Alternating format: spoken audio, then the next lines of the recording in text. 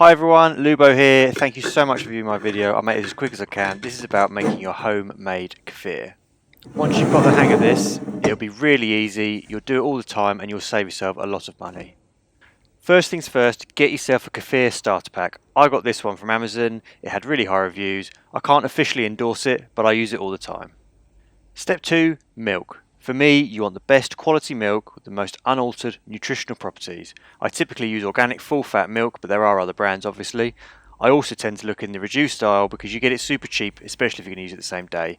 You can of course use any type of milk you want, but if you're going to do something other than milk, do your research on how long it might take to ferment.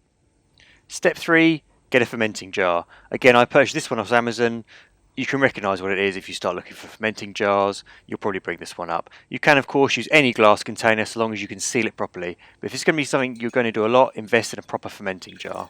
Step 4, mix it all together. Add your kefir starter product to your jar, then add as much or as little milk as you want. I go for a litre at a time. Once you've combined it, give it a gentle stir and then seal it. Leave it to settle and ferment.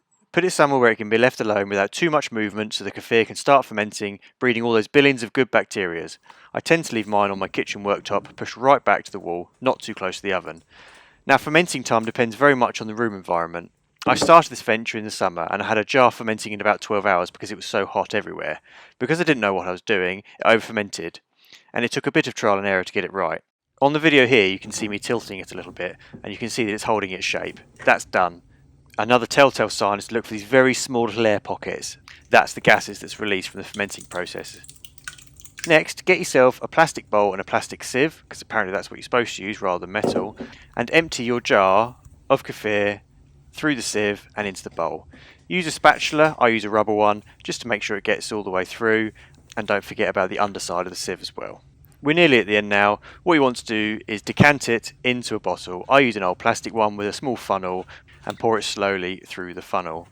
What you need to do though is leave about 3 tablespoons or 100 ml, if you're going to measure it, of kefir left in your bowl. This leftover will go back in your fermenting jar, which you would have washed, so we can start the process again. Once you've got your bottle of kefir that you've just made, put it in the fridge, use it within 3 days. The leftovers that you've got back in your fermenting jar, which you're going to make new kefir with, either add the milk to it or whatever product you're using, give it a mix and repeat, so leave it on your countertop, or if you're not ready to make anything just yet, leave it as it is but put it in the fridge sealed up. Again, try and use this within 3 to 5 days. That is it. You have just made your own kefir from home. Just a couple of final notes. If your kefir over ferments as bad as mine did, and I will show a picture at the end of this, give it a good mix, prepare it as above and still use it, because it'll be fine, it just won't be as good, but it saves you having to make a whole batch again. Don't expect to get it right the first time, and don't get disheartened if you get it wrong. It took me a good few goes to get used to this process, but now it's a daily habit.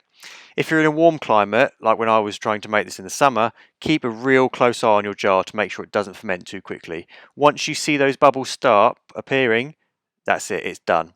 And then lastly, if you've made some kefir and it's ready to go, but you haven't got your bottle ready yet, put the whole jar in the fridge and leave it there. But do make sure it's used within 7 days, because again, apparently it goes bad after that. Thank you so much for watching. Any questions or comments, please leave it. I will respond to all. If you like this video, give it a like. Thanks again. Happy kefir making.